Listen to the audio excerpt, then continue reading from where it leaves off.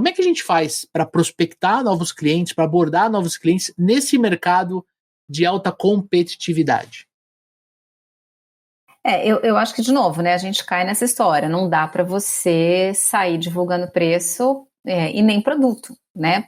No caso, eu vou falar mais propriamente do nosso mercado, né? Todo mundo vende Sul América, todo mundo vende Amil, todo mundo vende Porto Seguro e pelo mesmo preço, né? Então, o trabalho que a gente faz e que a gente estimula o time a fazer é muito essa criação de autoridade, né? Então, quando a gente fala, né, eu preciso estudar e conhecer o mercado, não é estudar a regra comercial, é me situar nesse mercado, o que é que eu posso trazer de relevante para o cliente, né? Se eu estou usando rede social, se eu estou usando grupo de network, se eu estou usando o meu aquário mais próximo, né, eu preciso me posicionar de um jeito diferente, né? Então, o que eu trago de informação, o quanto eu estou inserida nesse contexto, o quanto eu entendo os movimentos que estão acontecendo e como isso impacta a vida do meu cliente final e como é que eu posso divulgar isso para eles, né? Eu acho que esse é um ponto que a gente trabalha muito, né? Então, entender profundamente o que está acontecendo no mercado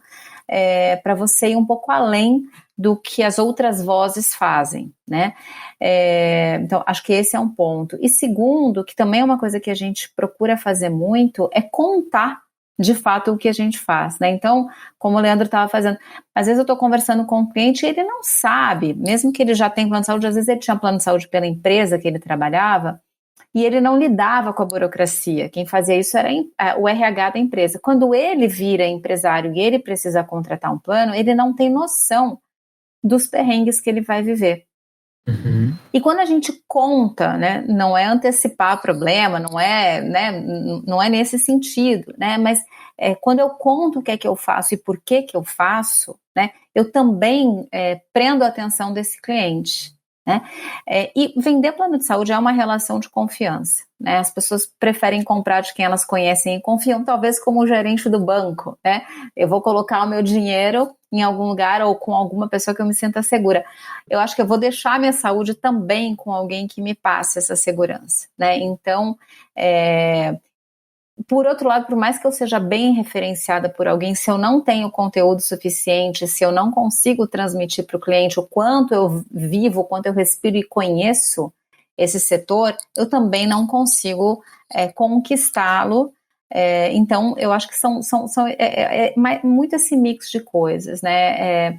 É você falar com propriedade, conhecer profundamente, destacar como é que você pode ajudar, né? Antecipar talvez algumas situações que ele vai viver, né? E assim a gente vai construindo essa autoridade e atraindo as pessoas. E eu queria trazer um pouquinho de luz também para o processo de investigação de necessidade, né? A gente né, fizemos um episódio há pouco sobre o tema e tem produtos que são similares, né, principalmente de venda complexa, que eles atendem praticamente todos os tipos de necessidade, né? Eles têm muita saída, né? E aí o ponto às vezes o cliente ele já passou por alguns concorrentes, ele já foi mal atendido ou ele não conseguiu uma experiência boa. Quando a gente traz um pouquinho mais de atenção para o levantamento de necessidade e a gente encontra dentro de todos os leques do que o nosso produto pode fazer pelo cliente, né?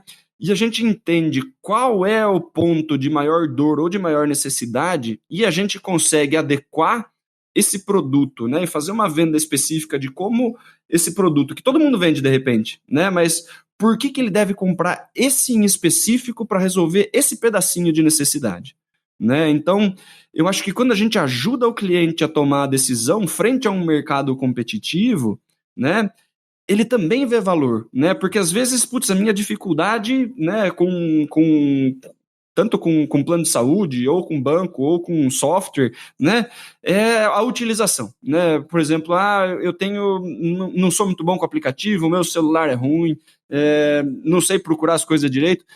Se você consegue ajudar ele nesse ponto específico, né, dar um treinamento para ele, ajudar ele a entender melhor o portal, fazer ele conseguir se virar um pouquinho melhor sozinho, né, e mostrar para ele, ó, aonde você estava se perdendo é aqui, aqui, aqui, né, e esse produto em específico tem um portal mais fácil, ou você consegue agendar de forma mais tranquila, né, ele fala assim, poxa vida, né, finalmente uma pessoa que está me vendendo em cima de um ponto que eu tenho de dificuldade, né, porque todos são iguais, e aí o pessoal só fala da rede credenciada, só fala de taxa, só fala de um monte de coisa, e para mim tanto faz a taxa, para mim tanto faz a rede credenciada, a minha dificuldade é agendar, a minha dificuldade é conseguir entrar no portal e ver as minhas coisas lá dentro, a minha dificuldade é mexer no sistema, né? Se o vendedor ele consegue dar o suporte nesse detalhinho, já faz a diferença. Né? Porque muitas vezes, na hora de... Como os produtos são todos iguais e o levantamento de necessidade é feito meio que de qualquer jeito, né? Porque a gente tem sempre a mesma coisa para oferecer, a gente dá pouca atenção às necessidades específicas do cliente. Né? E se a gente consegue se sobressair justamente nesse ponto, né? O ponto de vista do cliente é assim, poxa, esse cara fez alguma coisa por mim, que o resto não fez. Né? Não é mais igual. Não é mais tudo a mesma coisa, porque aqui eu tenho um suporte que nas outras experiências que eu tive, eu sofria justamente aqui, né, por estar sozinho. Então, de novo, o papel do vendedor, né, atuando, mas por saber aonde em específico esse cliente precisa de ajuda, né, porque muitas vezes os produtos eles resolvem muitas dores, né, se for pensar mesmo em questão de software e tal, nossa, tem um monte de sistemas que fazem um monte de coisa, né, e às vezes ele precisa de determinado módulo ali que vai resolver uma dor de determinado setor, né, se a gente consegue mostrar para ele que, ó, a gente consegue fazer esse pedacinho que você precisa, é uma coisa que a gente faz muito bem, ajuda na tomada de decisão, né, é tudo igual, mas aqui tem esse pedacinho aqui que o cara fez questão de me mostrar, me ensinar, e ele vai pegar na minha mão e vai me ajudar nesse ponto se for necessário, né? Exato. Isso facilita demais, o cliente ele se sente atendido, né? O problema de vendedor de commodity ou de vendedor que está nesse mercado vermelho é acreditar que não existe diferenciação e que por não existir diferenciação eu não preciso perguntar porque é tudo igual. E daí eu pulo o levantamento de necessidade, né? E aí ele presume... aí fica difícil eu fazer qualquer coisa. Não, e outra, ele presume que o cliente dele sabe tanto quanto ele, né? Ou que a necessidade do cliente dele é igual a de todos os outros. O produto é igual, as necessidades são diferentes, cara. Não, mas vai lá, Natasha. Eu ia só fazer um complemento, assim, eu tenho cada vez mais forte na minha cabeça a questão da satisfação do cliente e o sucesso do cliente, né, que são coisas bem diferentes. E o cliente, ele está cada vez mais bem informado. Claro que ele tem acesso a muita coisa, né, mas o especialista do teu negócio é você. Né? Então, muitas vezes o cliente passa batido por algum ponto, né? Vou comprar uma geladeira, fiz a pesquisa na internet, é essa geladeira que eu quero. Se ele pega um vendedor que vai fazer uma boa sondagem, né, um levantamento de investigação, como o Daniel falou, poxa, essa geladeira é legal, ela vai te atender, mas e essa, né? Que tem, de repente, um freezer maior, já que você está trabalhando em casa e precisa congelar mais alimento, poxa, né? Nem sabia que existia. Nem passou isso pela minha cabeça, né? Então, eu acho que você empoderar o teu cliente, né, ajudar ele com mais informações para que ele possa tomar uma melhor decisão, é sensacional, né? Acho que foi perfeita a tua colocação. E a gente só consegue fazer isso conhecendo profundamente, entendendo profundamente qual é a dor dele, né? Dá trabalho. Né? A gente precisa ter vontade de ajudar. Né? Exatamente. O problema são os vendedores que não têm vontade de ajudar. Né? Eles acham tanto que é tudo igual e que o cliente só liga para preço e que tanto faz como tanto fez de quem o cliente vai comprar, que ele esquece que as pessoas têm necessidades diferentes. Né? O grande lance, né, é assim, tem a quantidade de pessoas carentes que existem, carentes de atenção. Né? Se você dá atenção para essa pessoa, você já agregou valor à relação. Você sai na frente. Você já saiu na frente. E é um negócio que você pode fazer de graça. Né? Então, assim, é muito simples fazer alguns pequenos movimentos. O problema é que os vendedores muitas vezes não entendem que esses pequenos movimentos geram grandes resultados. Uhum, uhum. E ainda, eu gostei muito da fala da Natasha com relação à autoridade, né? Porque quando você está prospectando, quando você está abordando, se você não ancorar no preço, você vai ancorar a prospecção e abordagem em você. E aí vem a autoridade, né? Ela falou, 25 anos no mercado. É uma história, é uma carreira na área. Não ficou pulando de galho em galho. Isso tem muito peso. Quando ela vai prospectar uma empresa, ela falou, peraí, não estou falando com qualquer pessoa, né? Quando a gente faz a pergunta, como eu posso ser relevante para o meu cliente? E aí eu vou prospectar e vou fazer a abordagem, eu tenho esse discurso mapeado, e eu e o Dani, a gente ensina isso no treinamento, né? Como fazer o roteiro de abordagem. Eu entender como eu sou relevante me ajuda a criar o roteiro de abordagem, principalmente quando eu estou fazendo a sinopse na hora de abordar. Agora, para eu prospectar nesse mercado, eu preciso ter um processo de prospecção. Porque às vezes eu vou ligar para o Daniel para tentar vender para ele um plano de seguro, sei lá, do carro dele. Né? Então eu quero vender o seguro do carro dele. Só que ele vira para mim e fala assim: eu já fechei. Se eu simplesmente aceitar isso e desligar o telefone, né, eu prospectei, eu abordei, mas eu não tive sucesso. Agora, se eu perguntar, pô, que legal, você tá feliz? Tô feliz, tá? Qual a seguradora? A seguradora é X. Pô, bacana. Quando vence o seu seguro? Se eu entendo quando vence o seguro e eu coloco isso dentro do meu processo de prospecção, daqui 6 meses, 8 meses, 2 meses, 1 ano, eu ligo pro Daniel de novo. Só que eu não vou ligar pro Daniel faltando 5 dias para o seguro dele vencer. Eu vou ligar faltando 1 mês. E eu vou abordar ele e falar assim, lembra que a gente conversou há 8 meses atrás? Você tem um seguro X e você está satisfeito? Você me permite fazer um orçamento tanto nessa seguradora quanto em outras 3 que a gente tem um preço competitivo? Quer dizer, se eu tenho essa forma de prospectar, esse processo, e essa forma de abordar de forma mais amistosa, eu não estou olhando só para o preço, porque a gente sabe que o preço é igual, eu trago o cliente, através desse relacionamento, através de ser interessante sem ser interesseiro, eu trago ele para o meu lado. E aí sim eu posso ganhar do meu concorrente. Às vezes o concorrente está há 3, 4, 5 anos vendendo para ele, isso é muito comum em seguro de carro, né? Eu adorava o meu corretor, na época que eu precisava de seguro de carro, eu adorava meu corretor, porque quando eu tinha problema ele me ajudava.